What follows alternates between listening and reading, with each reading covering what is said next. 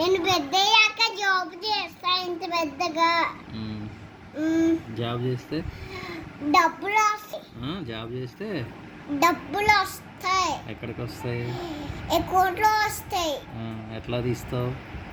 ఒక్క 1 2 బక్కమయ్యసు 3 4 ఐపీటీలో పెట్టి తీస్తాగా.